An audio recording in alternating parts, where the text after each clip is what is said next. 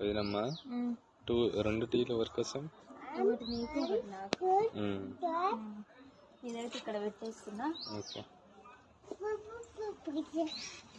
మీరేం చేస్తున్నారు daddy? Daddy అయితే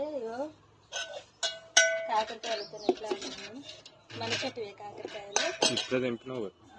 తెంపితే ఇట్లా గంట తీసుకొచ్చి ఆట ఆడుతున్నాను.